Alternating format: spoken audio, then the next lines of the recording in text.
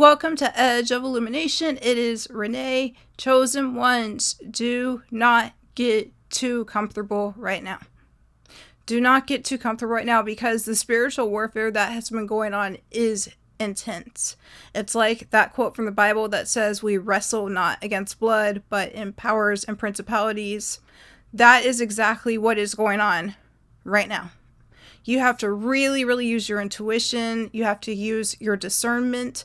You have to read between the lines and stay logical, focused, emotionally stable, because there are a lot of bizarre tactics that are being used by different people right now. And from what I've been noticing and experiencing, it's like a mass gaslighting that is occurring. So you may see something, encounter something, experience something, and other people or the media or whatever it is will completely contradict that, but you experienced it for yourself. And I'm not talking about mental health issues. I don't give out medical information. I don't give out medical diagnostic. I've said this before. If you feel like you are struggling with hearing voices or very negative thoughts and things that you need help with, or things that you can't control, please seek medical attention, because there have been some people on here who are discussing medical things. I don't get into medical diagnostic. I'm talking about spiritual warfare.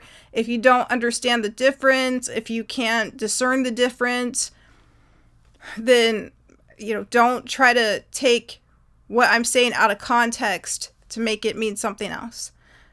The advice I give out right now is be extremely healthy. If you can, try to eat as healthy as you can. It's very difficult. Organic foods are harder to find. In many cases, depending on where you live, it's very difficult to eat healthy because you think you're buying one thing and it turns out it's another. Be careful about the type of cleansing products that you use. Maybe use organic products like vinegar and things like that. Look at the labels of products that you buy to make sure you're not having too many chemicals that you're using when you're using cleaning products, detergents, even the clothing that you're wearing. For example, when I buy certain products like undergarments and menstrual pads and things like that, at one point I decided to look at the actual labels, and what I found is a lot of them are using polymers and plastics, especially in the cheaper products. But what I did was I looked up 100% organic stuff. In some cases, I had it delivered, things from overseas that were 100% organic, and I felt a tremendous difference. I felt better, I felt different, and there was an immediate improvement. Also, make sure you're getting plenty of fresh air, that you're airing out your home, that you're vacuuming. Pay attention to your allergies. Pay attention to all of those different things. And also carry around, if you can, especially in this season, vitamin C or whatever you use to prevent flus and colds, whatever's good for you. I personally like elderberry. That's what works for me, but you can find what works for you. Carry that around. If you feel like you're coming down with something, take care of that. Eat healthy, drink lots of water. Do the best that you can. When it comes to the spiritual attacks, they typically try to get you when you let your guard down, when you're tired, when you're sleepy. It's going to be those days where you only got 4 hours of sleep, 5 hours of sleep. You have an early morning appointment. You're kind of rushing. Things are a little bit off. You didn't grab your coffee. Those will be the days that you get hit with spiritual attacks. It could be something as simple as someone coming from out of nowhere and trying to start an argument with you, a conflict with you, accusing you of something that's very negative. It could be someone that's going out of their way to try to provoke you or do something that would be extremely irritating, all kinds of stuff. But usually these are when you're letting your guard down. Maybe you're not too focused. So it's incredibly important to, whenever you can, stay vigilant, stay focused, stay clear-headed, stay alert, be in the best health, and above all things, do not get too comfortable at this time.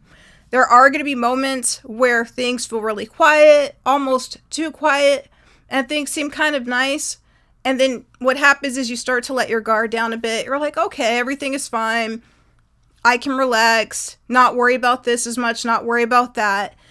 And that's when all of a sudden there's chaos and things happen. It could be, for example, you always take the same route to get to somewhere every day. It could be your university or wherever you go. Maybe you're taking care of someone.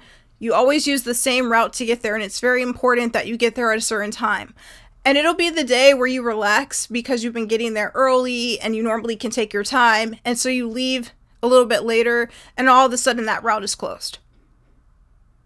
And you're like, okay, well, there's another route that goes in the same direction. I'm fine. And then that one's closed as well.